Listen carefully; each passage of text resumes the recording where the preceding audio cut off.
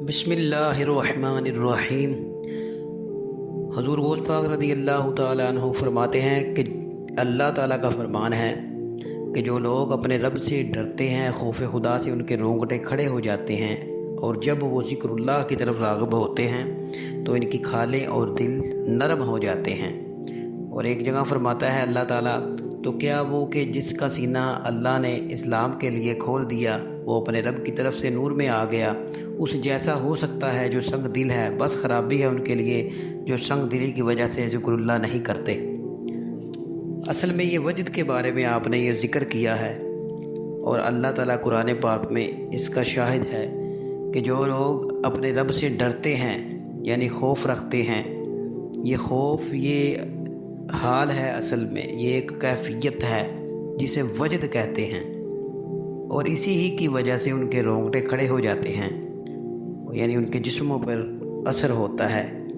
और जब वो अल्लाह के ज़िक्र की तरफ राग़िब होते हैं तो इनकी खालें और दिल नरम हो जाते हैं। ये अल्लाह ताला ने वजद वालों की सिफ़त बयान की है कि उनकी खालें और उनके दिल ज़िक्रुल्लाह की तरफ राग़िब हो जाते हैं और उनका सीना इस्लाम के लिए खुल जाता है। वो अपने रब की तरफ से गोया नूर में आ गए हैं। और जो संग दिल है, बस खराबी है उनके लिए जो संग दिली की वजह से उनका सीना नहीं खुलता, यानी उन्हें वजद नहीं होता, वो नफसानियत में गुम रहते हैं। और इसी ज़िमन में किताबुल लुम्मा के मुसन्नफ़ अबू नसर सिराज तूसी फरमाते हैं कि हर वो चीज़ जिसे दिल पाले, ख्वाह वो गम हो या खुशी हो, उसे वजद कहते हैं।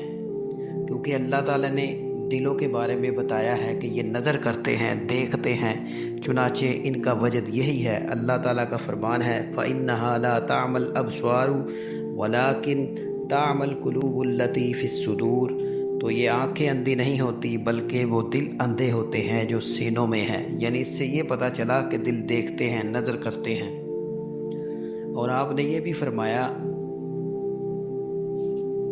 कि अल्लज़ीना इज़ा ज़ुकिरल्लाह वजिलत कुलूबुहुम, यानी ये आयत कि वो लोग जब अल्लाह का ज़िक्र होता है तो इनके दिल डर जाते हैं, डरने लगते हैं।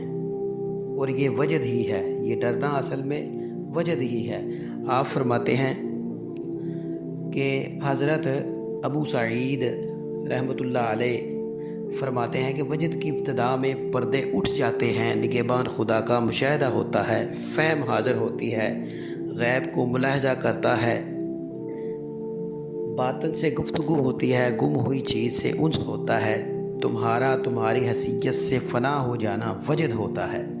और हज़रत अबू सईद रहमतुल्लाह अलैह फरमाते हैं कि वजद ख़ास लोगों का अव्वलीन दर्जा होता है, गैब की तस्दीक से हासिल होता है, और ख़ास लोग जब इससे दर्जात तक रसाई हासिल कर लेते हैं तो इसका नूर इनके दिलों में समा जाता है, तो उनके सामने कोई शक व शुबा नहीं रह जाता। और जो चीज़ वजद से पर्दे में रखती है वो इंसान का अपने नफ्स के असरात को देखना है और दुनियावी ताल्लुकात और असबाब के साथ बेवस्ता रहना होता है, क्योंकि नफ्स अपने असबाब की वजह से पर्दे में होता है।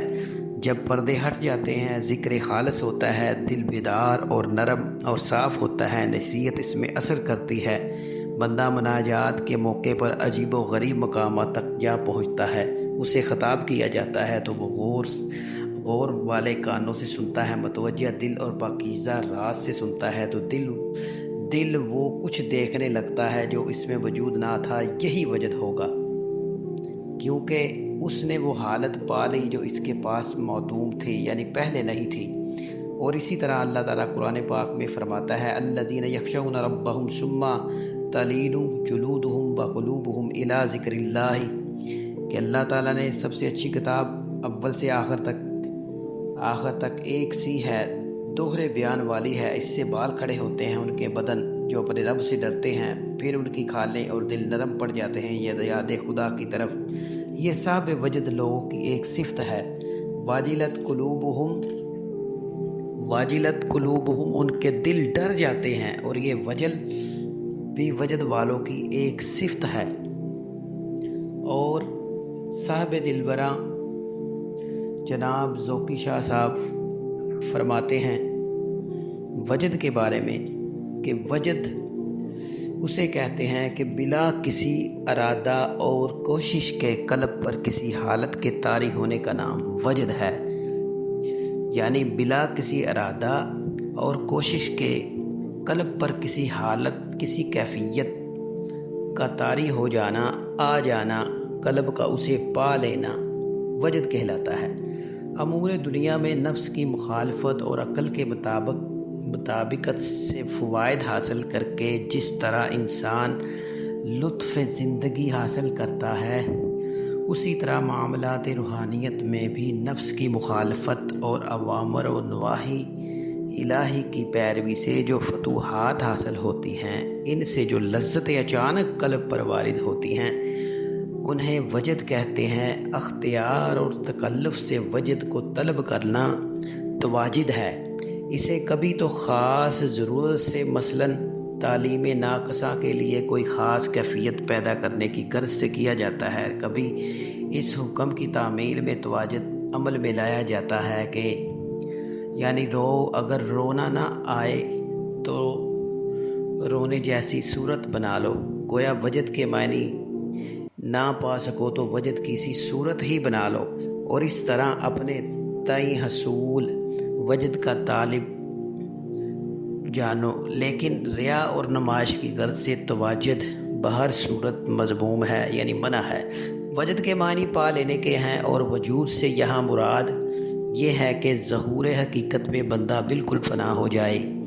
صاحب واجد مثل دریا کے دیکھنے والے کے ہیں، اور صاحب وجد مثل اس کے ہے جو دریا پر سوار ہو، اور صاحب وجود مثل اس کے ہے جو دریا میں غرق ہو.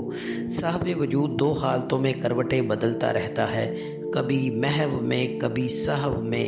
محو میں مشاہدہ حق میں بالکل فنا ہو جاتا ہے، اور حس و فہم، علم و عقل سے اسے کوئی تعلق نہیں رہتا. صحو میں جو کچھ سنتا ہے اور دیکھتا ہے حق تعالیٰ ہی کے وسیلے سے سنتا دیکھتا ہے. پہلی حالت فنا فی اللہ کی ہے اور دوسری بقا باللہ کی. اللہ تعالیٰ ہمیں اپنے جذبات حق میں سے جذبات حق نصیب فرمائے جو کہ وجد کی صورت میں دلوں پر وارد ہوتا ہے، اور اس کے لیے ذکر فکر سے ہمارے دلوں کو منور کرے اور انہیں پاک صاف کرے اور تیار کرے کہ ہم ہر وقت اس کی طرف سے جو کیفیات واردات کا نزول ہوتا ہے اسے قبول کریں اور اپنے قلبوں میں جاری کریں، تاکہ ہمارے دل آرام سے، بغیر کسی تکلف سے، بغیر کسی محنت سے، جد و جہد سے اللہ تعالیٰ کے جو یہ احساسات ہیں، جو روحانیت کیفیات ہیں، احوال ہیں، اور اسے ہمارا دل، بدن، روح، جسم، ہر چیز قبول کرے. آمین ثم آمین.